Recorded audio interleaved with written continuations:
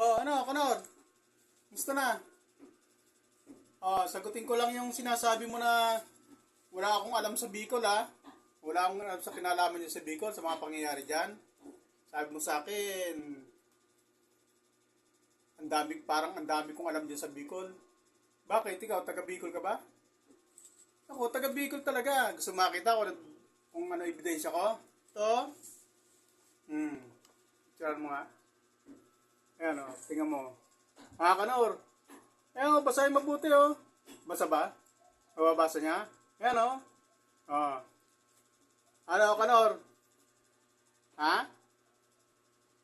Nabasa mo na. Kita mo na. Hmm? Oh, natutukan lahat. Medyo ilayin mo kote. I-screenshot nila yan. Oh, ngayon. Oh, kita mo na. Isilaw ako sa ilaw eh. Dapat ako salamin ha. Para hindi ako magmukhang pedophile. Kasi hindi naman ako nanay eh. Katatapos ko lang ng isa. Mag-uumpisa ulit ako panibago. Limitado lang ang oras natin, Kanor ha. 14 minutes lang to. Makinig ka. Ang sinasabi mo, malapit. Sabi ko, malapit lang. Abay, natural. Sa aming mga lihitimong Bicolano, ang 7 to 10 kilometers, ang lapit lang yan para sa amin kung tunay kang Bicolano. Pero kung hindi ka tunay na Bicolano, eh talagang malalayuan ka. Naintindihan mo ako. At ang sabi mo, ang malapit, kabila lang ng kalsada. Eh, tamad mo naman. Kanor, ang malapit pala sa'yo, kabilang kalsada lang. Paano pala kung tumawid pa ng isang kalsada pa uli? Ibig sabihin, napakalayo na nun. Oy, Kanor, mag-isip-isip ka nga. Ang laki-laki ng katawan mo, kitid-kitid ng utak mo. Kung Bicolano ka, sa aming mga Bicolano sa Bicol, yung 7 to 10 kilometers, napakalapit niyan, Kanor. Kung talagang Bicolano ka. Pero hindi ka naman yata Bicolano. Ako, ito, ebidensya, oh. Bicolano. Sa Bulacan ako pinanganak, pero sa Bicol ako bininyagan. Kasi ang tatay ko, Bulakenyo. Ang mama ko, Bicolana. Pabalik-balik ako doon, taon-taon. Kasi may reunion kami lagi, taon-taon, nung buhay pa lolo ko. At yung 7 to 10 kilometers na yon, mula baryo namin hanggang bayan, dito sa mismong bininyagan akong kapilya, na bininyagan ako ha, simbahan, na bininyagan ako, 7 to 10 kilometers yon, tansya ko lang yon. Kasi usap-usapan lang yun nung panahon na yon. Kasi wala namang mga ano-ano pa noon, yung mga kilometrahe noon. Di ba ngayon, may mga kilometrahe sa kalsada. Doon, wala naman noon. Kaya, ang estimate talaga doon, 7 to 10 kilometers. Ang lapit lang noon. Nilalakad namin yun. May pasan-pasan pa kami nyog. Kasi may mga kamag-anak kami sa bayan, tapos nagtatrabaho sa bayan ng lolo ko. Ilang minuto pa? Matagal pa? O, sige. Ito, Kanor, para sa itong oras ko, ha? Baka naman sabihin mo. Ngayon, nilalakad namin lolo ko yun. Madaling araw, maalis kami sa baryo.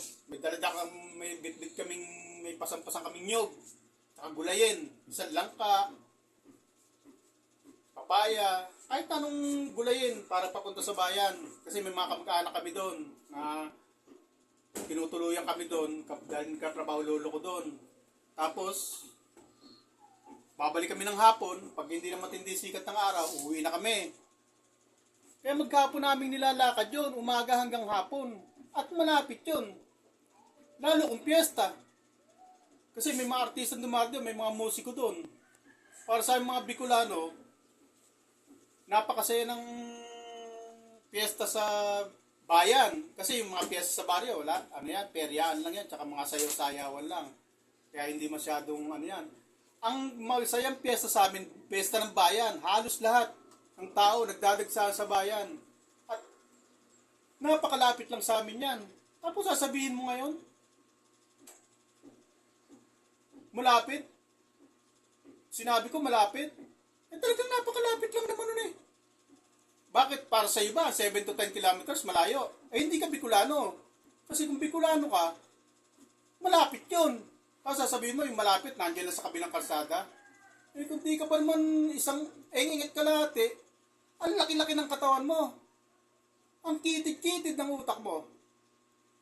Pinagpipilitan mo. Bakit? Di ba sa bibig mo mismo nang galing? Ha? Kanor? Hindi ka pa minsan napupunta doon, kahit minsan. Alam mo yung lugar na yon, pero kahit minsan, hindi ka pa nagpupunta. Oh, sinong, ano sa atin dalawa? Sino malakas ang tama ng pag-uutak? Ikaw na, hindi pa nakakarating doon? O ako nakarating na? Oh, mismo sa bibig mo nang galing yan. Hindi ka pa kamo napupunta doon. Paano mo nasabing gubat yon? Paano mo nasabing liblib? At saka yung video ko ninakaw mo, bakit inedit mo? Bakit habang nag-live ka, ang ipinakita mo lang yung parte na magubat? Bakit hindi mo ipakita yung video ko na nasa tricycle? Oh, patag yun, simentado yun. Tapos may mga bahayan doon. Kitang-kita yung kapilya doon. Bakit hindi pinakita? Ang pinakita mo yung parting magubat. Okay ka rin no? Tsaka hindi kita tatantanan. Alam mo, tatantanan kita? Hanggat nagsasalta ka, lahat ng salita mo sa akin, ibabalik ko sa'yo. Yabang-yabang mo. Pakita-kita pa ng bahay mo. Bibidyo-bidyon pa yung bahay mo. Bakit? Sa'yo ba yun? Ikaw ba nagpagawa nun? Yang ako sa bahay mo. Diyan mo bahay ko. Ang pangit. Pero akin to. Ako nagpagawa nito. Akin mismong gastos. Ikaw pinagyayabang mo. Hindi mo naman gastos. Yabang-yabang mo. Yang hiya naman ako sa'yo. Bakit sa'yo ba yan? Sa bibig mo mismo nang galing. Yung pintura, padala ng sponsor. Yung bintana, padala ng sponsor. O ano? Kumana ka ngayon. Imbitin mo doon. Ano sasabihin mo sa akin? Bakit hindi kita tinawagan? Bakit hindi kita isinama? Pupunta lang pala ako. Bakit? Sino ka? Para ayain kita doon. Sa comment section niya, blinak mo ako eh. Block ba yun? Hinahid mo ako eh. Paano tayo magkakaroon ng komunikasyon? Doon pa lang, pikon na pikon ka sa akin. Ngayon, sino kaya sa atin ang pikon? Ano, Kanor? Tapos ayaw mo tawagin kang Kanor. Ano tatawag ko sa'yo?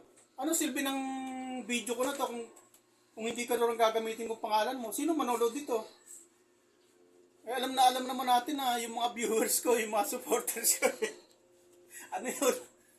Ano lang pagkakilala sa'yo? Pag sinabi kong pangalan mo, ano pangalan mo? Ngil? Sasabihin na, sino yun? Baka mamaya walang manood sa akin. Langawin tong video ko. Kaya wag mong ikaano na ang tawag ko si Kanor. Kasi hindi ako sisikat dito kapag tinawag kitang Ngil. Hindi ka naman kilala sa Ngil. Ang alam sa'yo, Kanor. Pagka narinig nila yung, pag nakita nila sa ano ko, narinig nila ng Kanor. Mga radar ng mga tenga niyan. Aagapan ka agad ako ng panood niyan. Pero kung gagamitin yung pangalan mong Ngil, malabo, walang manonood sa akin. Baka langawin tong video ko. Tapos, wakwak ka ng wakwak. Wakwak ka ng wakwak. Ayaw mong tawagin kang Kanor. Pero sila, tinatawag mong wakwak. Ano mo doon? Tapos, tinatawag mo ako, Tukmol. Nako, Kanor. Kami umimbento niyan eh. Lahat kami Tukmol eh. Lahat kami kabarkada, ang tawagan namin, Tukmol. Pagka ako naon tumawag, Hoy, Tukmol, hindi ka rito. Pagka siya naman naon tumawag, ako yung Tukmol. Ako yung tatawagin ng Tukmol. Pero pag ako naman naon tumawag, sila ang Tukmol. Ganun yun. Kaya huwag mong gagamitin sa akin yung tawag ng Tukmol. Pero sige, gamitin mo. Pero walang epekto. Kasi, sanay na ako dyan. Kami umimbento niyan eh. Bakit? Ano ba yung Tukmol? Ano lang yan. Pangkaraniwang tawag lang yan sa barkada ng binubuli-buli. Na parang mahinang klase ng barkada, mahinang klase ng tao. Tatawagin Tukmol, yung tutulog-tulog. Yan, tinatawag namin Tukmol. Kaya nausin Tukmol. Kami nag-invento niyan eh. Sasabihin mo sa akin Tukmol, sige, tawag mo Tukmol. Basta ikaw, Kanor. Huwag kang mapipikon. Yabang-yabang mo. Nakaw-nakaw ka ng video sa akin.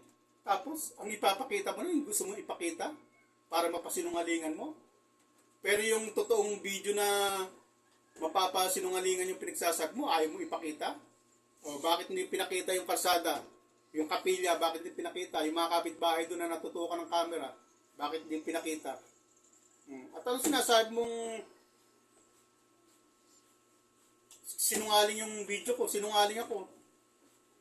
Bakit? Ikaw ba nakarating doon? Sino sa atin ang sinungaling? Akong nakarating o ikaw na hindi?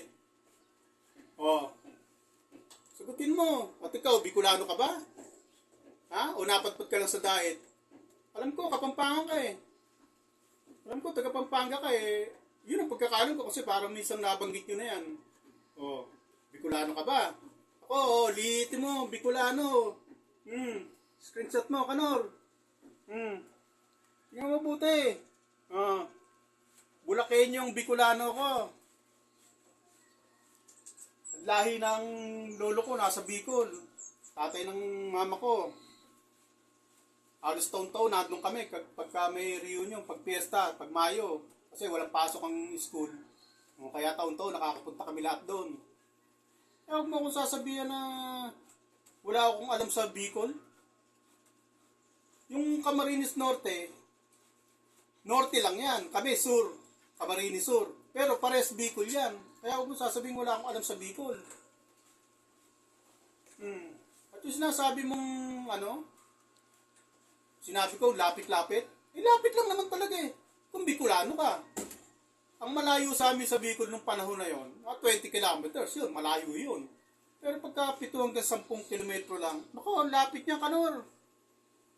Hugakon ka kung sabihin mo na malayo yun. Tamad ka. Pero sa aming mga Bicolanong masisipag, yung mga original na pil na Bicolano, kasi ngayon, daming Bicolanong nagpapanggap na Bicolano dyan eh. Pero hindi naman Bicolano talaga. Hindi nyo talaga kaya yung Lapit na. Lapit, sige O, pa. Kanor? Paano? Dito. Babay na. Next time ulit. Di pa ako tapos ha. Okay, bye-bye.